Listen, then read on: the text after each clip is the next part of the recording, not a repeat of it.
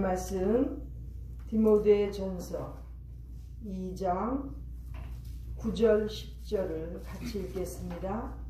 디모데전서 2장 9절 10절 같이 읽겠습니다. 시작.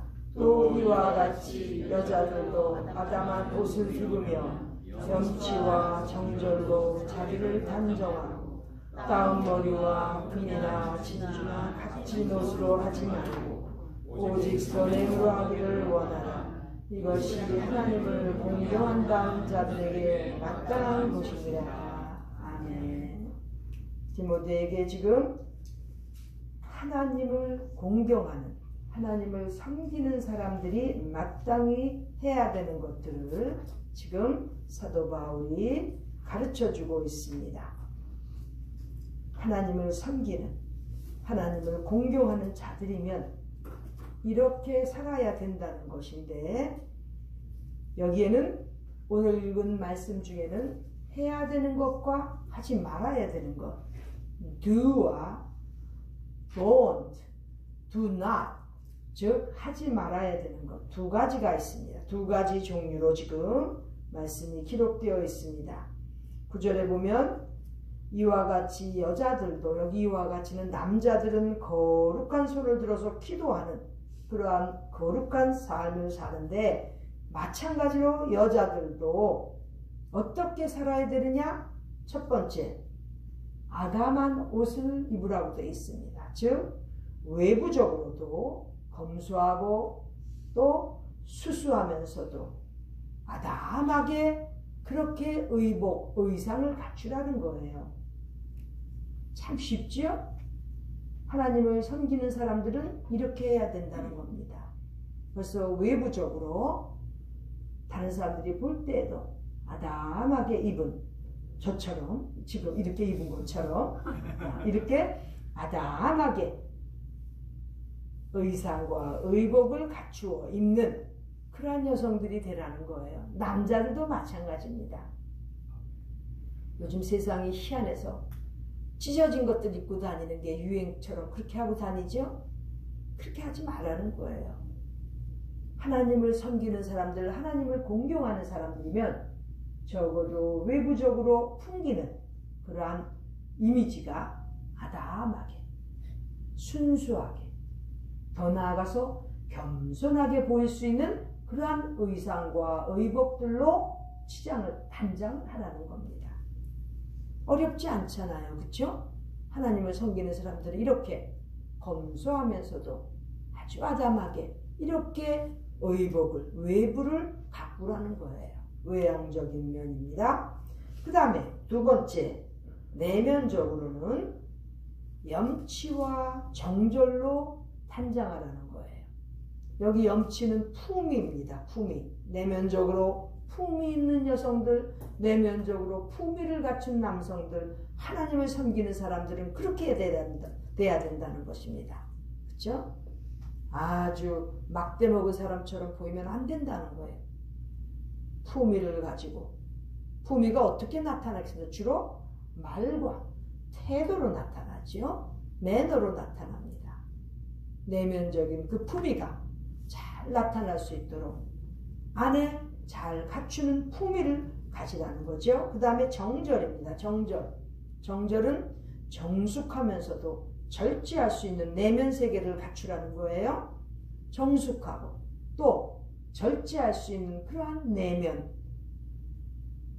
그 안에 마음속에 그러한 것들로 장식을 해야 된다는 거죠. 자, 우리가 염치와 정절로 내면을 장식한다는 것, 이것은 어느 누가 보더라도 하나님을 섬기는 자, 공경하는 자들이 마땅히 그렇게 내면적인 단장을 해야 되는 것, 그것을 지금 가르쳐 주시고 있습니다. 그리고 세 번째로는 10절에 나와 있습니다. 오직 선행으로 단장하라는 거예요. 선행으로 가꾸고, 선행으로 자신을 가꾸어 나갈 뿐만 아니라 그렇게 단장할 수 있는 그러한 사람들, 그러한 인격체들이 되라는 것인데 선행으로 단장한다는 건 쉽지 않습니다. 그렇죠? 아차하면 속상할 때, 또 어떨 때는 괴로울 때 선행으로 그렇게 단장하는 것이 쉽지가 않지요. 좋아하지 않는 사람한테도 마음 상하지 않게 그렇게 해야 되고, 또 원치 않는 길을 가면서도 또 다른 사람들에 맞추어주는 그러한 선행으로 단장하고 선행으로 살아간다는 것 쉽지 않습니다. 그런데 보통 선행이라고 그러면 우리가 말하는 구제하고 봉사하고 헌신하는 것, 그렇죠? 구제와 봉사와 헌신이 주로 선행의 대표적인 기독교인들의 행위입니다. 착하고 아름다운 행위죠.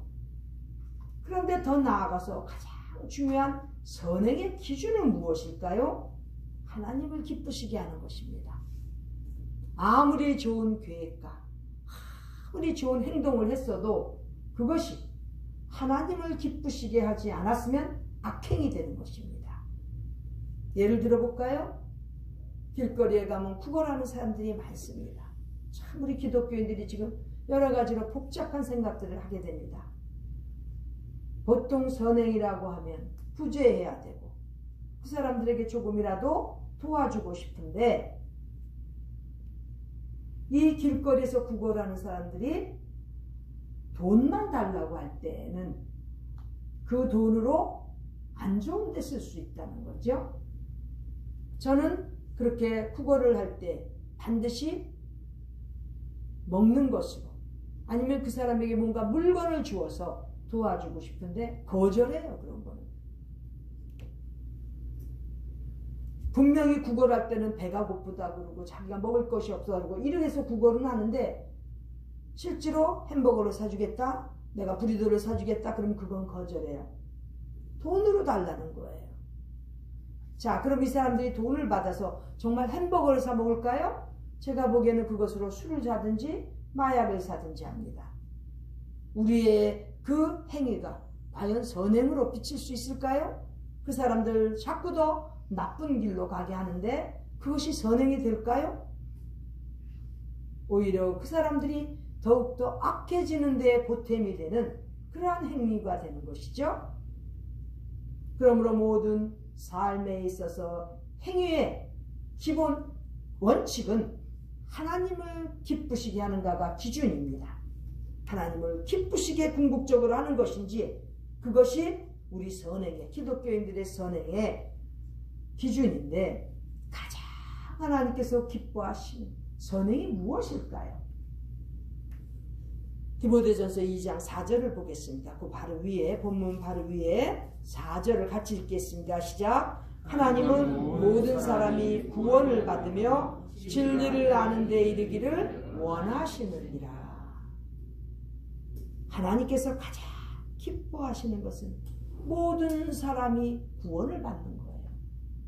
즉 영혼 구원이 가장 우리가 하나님을 기쁘시게 해드릴 수 있는 선행인 것입니다. 하나님을 기쁘시게 해드리는 사람은, 하나님을 잘 공경하는 섬기는 사람들은 반드시 영혼 구원의 제1차적인 방향을, 목적을 두고 선행을 하게 되어 있습니다. 그 다음에 또 진리를 알도록 안내하고 가르치고 인도하는 것, 이것이 또 하나님을 기쁘시게 하는 선행인 것입니다. 이와 같이 우리 하나님을 공경하는 섬기는 자들에게 마땅한 것은 외부적으로도 아담하게 그렇게 꾸미고 가꾸고, 내면적으로는 염치와 정절로 단정하고 가꾸고, 또 선행으로서 하나님을 기쁘시게 함으로써 자신을 가꾸어 나가는 이러한 삶이 바로 하나님을 공경하는 사람들이 마땅히 해야 되는 것입니다. 그럼 하지 말아야 될 것은 9절에 나와 있죠. 먼저 따은 머리와 금이나 진주나 값진 옷으로 하지 말고 그러한 것으로 단장하지 말라는 거예요. 따은 머리, 왜 그럴까요? 따은 머리는 너무나 시간이 많이 걸리는 거예요. 그쵸?